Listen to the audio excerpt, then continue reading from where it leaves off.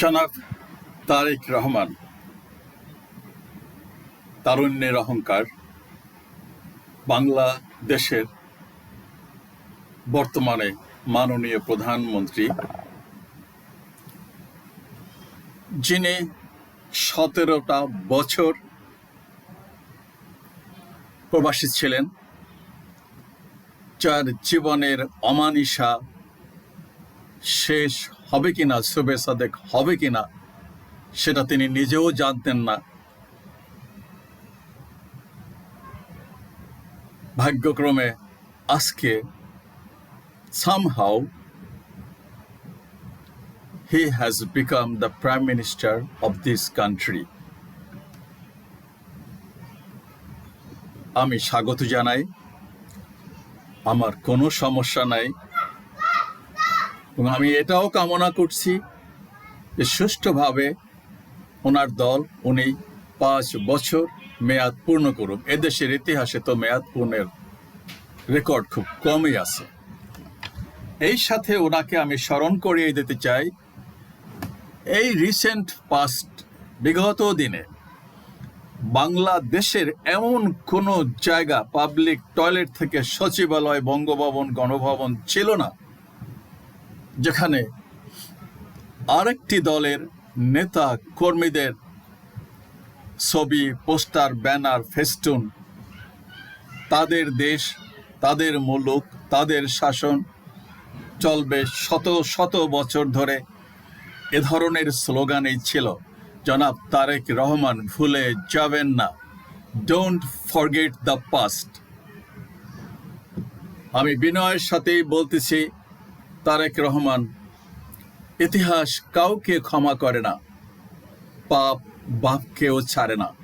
আমি মাঝে মাঝে এই দেশকে গালিগালাজ করি, কারণ আপনাদের গালিগালাজ করলে তো আমার নামে হাজার হাজার কেস হবে। বাপের সাথে তর্ক করা যায়, বেয়াদবি করা ঠিক না, বাট বকাঝকা দেওয়া যায়, মায়ের সাথেও আদরের বকাঝকা দেওয়া যায়, আমিও দিতাম, যাই হোক। সো দুঃখে বকাঝকা দেই, আবার আমার ঠিকানা তো এই দেশেই, এই দেশের আলো বাতাসেই তো, মাটিতেই তো বড় হয়েছি, পানিতে কোথায় যাব। আর সবসময় বলি, আগামীর পৃথিবী, আগামীর এই দেশ নতুন প্রজন্মের, আমার সবটা হৃদয় জুড়ে ওদের জন্য ভালোবাসা, ওদের জন্য শুভকামনা। আই এম গন।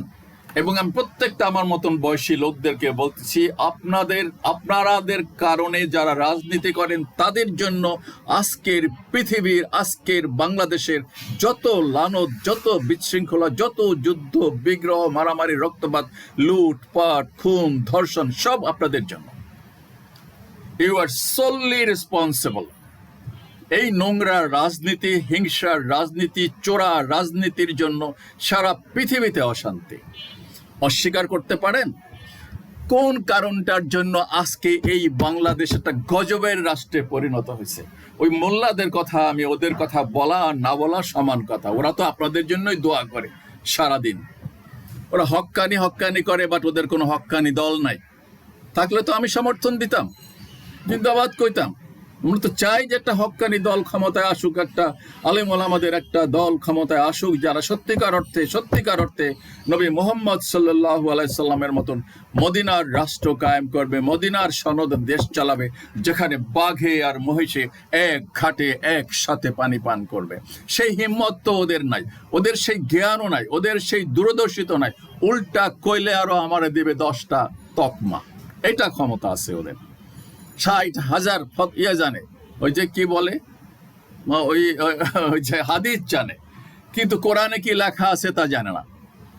নবী সাল্লাল্লাহু আলাইহি সাল্লাম ওনার জীবনে 80-90টা যুদ্ধ সংগঠিত হয়েছে। উনি 27-28টা যুদ্ধের সেনাপতি ছিলেন। ওনার চাইতে সাহসী, দূরদর্শী, জ্ঞানী, সফল, জননন্দিত সেনাপতি কে ছিল পৃথিবীতে?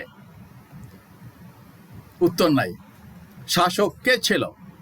যাই হোক, আমি তারেক রহমানকে বিনয়ের সাথে অনুরোধ করতেছি, এই যে ডক্টর শফিক রহমান, উনি তারেকের চাইতে বয়োজ্যেষ্ঠ, আমার চাইতে না হলেও 3-4টা পয়েন্টে উনি কথা বলেছেন। আমি অনুরোধ করব তারেক রহমান নিজের কানে ওনার এই কথাগুলো শোনার জন্য। শুনেন, তারপর আমি আবার কথা বলবো 2-3 মিনিট।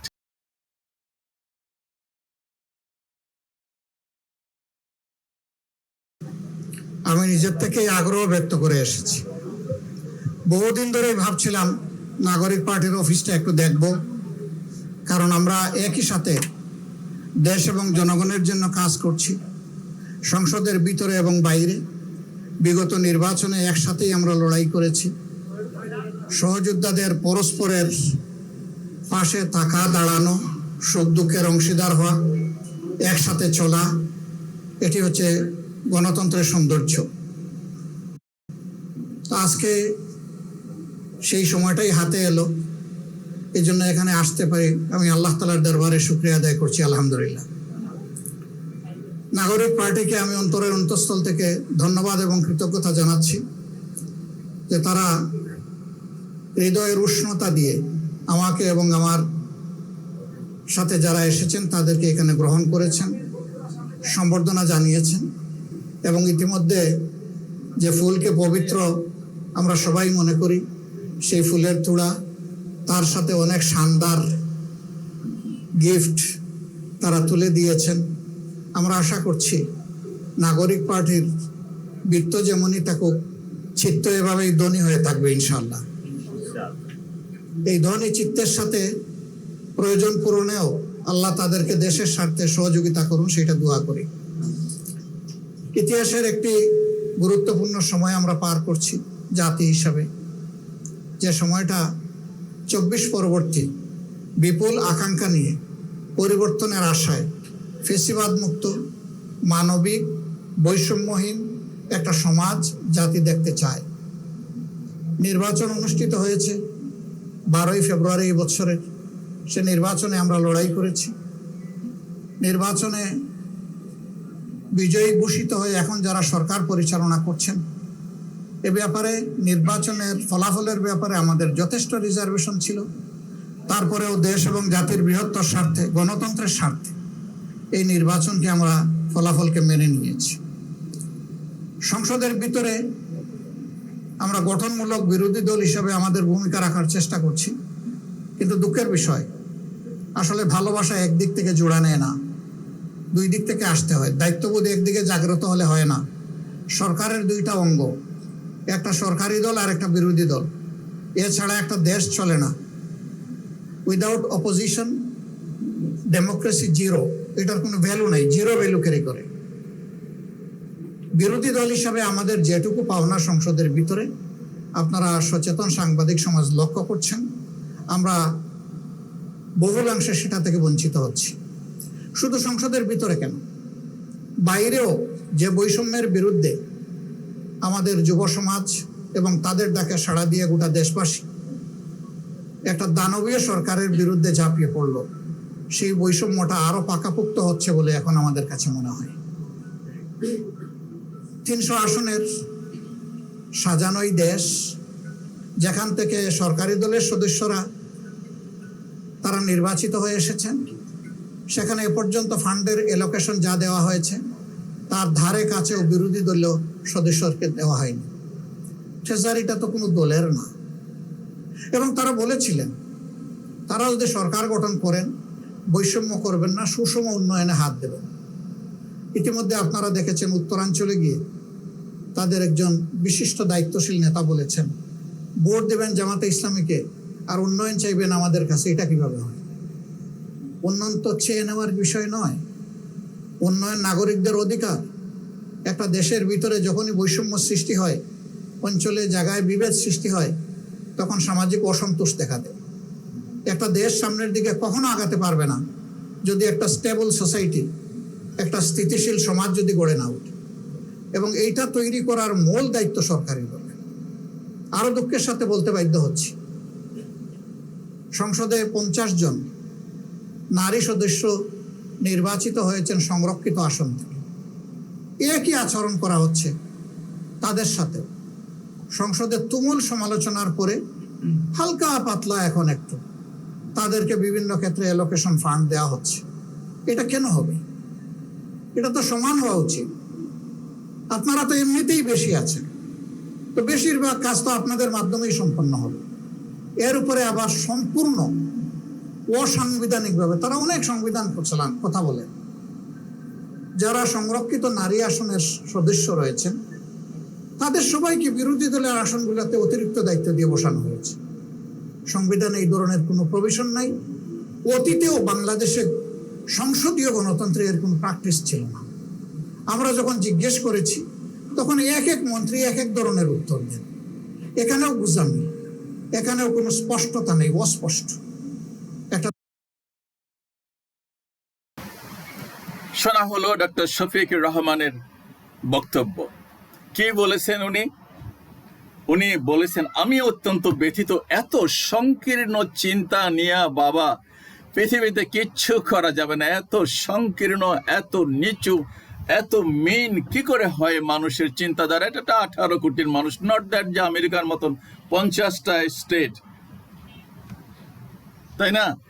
একটা ছোট্ট দেশ, 1.5 লক্ষ বর্গ কিলোমিটারের জায়গা, এখানে একদিনে পৌঁছানো যায় রাষ্ট্রের এক মাথা থেকে আর এক মাথায়, আবার ফিরেও আসা যায়, প্লেনে গেলে, গাড়িতেও ফিরে আসা যায় অলমোস্ট বলতে গেলে।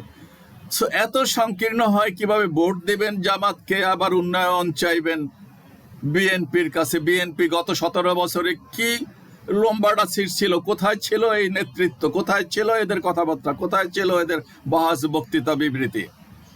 কেন বাবা আপনি সমস্ত যতগুলো নির্বাচনী এলাকা আছে, সমস্ত নির্বাচনী এলাকার জন্য সমমানের বন্টন দিলে আপনার কি গায়ে ফোসকা পড়বে? আপনার খাবারে কোনো কমতি আসবে? কোথাকার টাকা দিবেন? আপনার বাপের টাকা দিবেন? ভাঙা সুটকেসের টাকা দিবেন? বলতে চাই না তো এই সমস্ত কথা। দেবেন তো জনগণের টাকা, আমাদের টাকা দিবেন, জনগণের টাকা, ফকিন্নিদের টাকা দিবেন। তো সেটা দিতে আপত্তি কোথায়? আল্লাহর কাছে জবাবদিহি করতে হবে। আপনি পাশে দিচ্ছেন 5 লক্ষ টাকা আর আপনারটায় দিচ্ছেন 25 লক্ষ টাকা। এটা কি ধরনের ন্যায় বিচার, কি ধরনের ইনসাফ, কি ধরনের আইনের শাসন? আমি জানি না ডক্টর শফিকুর রহমানের কথা কতটা সত্য কতটা মিথ্যা, ওই বিশ্লেষণে আমার যাওয়ার দরকার নাই। উনি তো বলছেন, এখানে অন দ্য রেকর্ড, এই ভিডিওতে আছে, আপনি নিজে শুনবেন এবং ওনার কথার জবাব দিবেন। মেয়েদের যেগুলো রিজার্ভ সিট আছে সেগুলোতে উনি একই কথা বলেছেন। জাতি হিসাবে বাবা একটু ব্রড হতে পারা যায় না? আমরা এত সংকীর্ণ জাতি তো না, মুসলমানরা তো এত সংকীর্ণ, ইসলামের শিক্ষা তো এরকম না। নবী মুহাম্মদ সাল্লাল্লাহু আলাইহি সাল্লাম পকেটে পয়সা না থাকলেও যদি কেউ তাই টাকা চাইতো, সাহায্য বলতো, তুমি ধার নাও, আমি সেটা দিয়ে শোধ করে দেবো, তুমি নিয়ে তোমার কাজ চালাও, কারো কাছ থেকে ধার নাও। ওনার তো সময় নাই বা কার কাছে যাইবে, উনি বলছে তুমি নাও, আমি কথা দিচ্ছি। আর নবীজি কথা দিলে তো সেটা কখনো তিনি ওয়াদার বরখেলাপ করেন নাই, এরকম ইতিহাস ওনার জীবনে নাই। তো কি রোমাটা আপনারা করেন? এটা তো মুসলিম দেশ, এটা তো একটা জালিম জানোয়ারের দেশ না, এটা তো বিধর্মীদের দেশ না, কাফেরদের দেশ না, এটা তো সব ইমানদার মুসলমানদের দেশ। 18 কোটি ইমানদার মুসলমানদের দেশে সারাদিন হক্কানি হক্কানি করে বলে। আমি তো বলছি যে আলহামদুলিল্লাহ, জামাইত্তা ফামাইত্তা মৌদুদি ফৌদুদি এইগুলো বেদিন, এইগুলো তো ক্ষমতায় আসে নাই, আসছে তো একটা দিনদার লোক, একটা হক্কানি দল ক্ষমতায় আসছে, মাশাআল্লাহ। প্রেসিডেন্ট, গণভবনে, বঙ্গভবনে সবখানে ইমানদার লোক, হক্কানি দল, আমার মতন, আমার চাইতে আরো বেশি সারাদিন নামাজ পড়ে। আলহামদুলিল্লাহ, শুকরিয়া আদায় করছি যে আপনারা দেশের একটা গুণগত পরিবর্তন আনবেন। তো এই যদি হয়, ডক্টর শফিকুর রহমানের যদি কথাবার্তা যদি সব ঠিক হয়, তাহলে আমি তো বলবো বাবা, তারুণ্যের অহংকার যেন তারুণ্যের লজ্জায় পরিণত না হয়, ভরাডুবি যেন না হয়। আমি শুধু ওয়ার্নিং এ দিতে পারি, আল্লাহ তাআলা তা বলছেন, আমি তো শুধু ওয়ার্নিং এ দিতে পারি তোমাদেরকে, করা না করা সেটা তোমাদের বিষয়, আমি তো রাস্তা বাতলাই দিচ্ছি। That's all. আল্লাহ হাফেজ, আসসালামু আলাইকুম।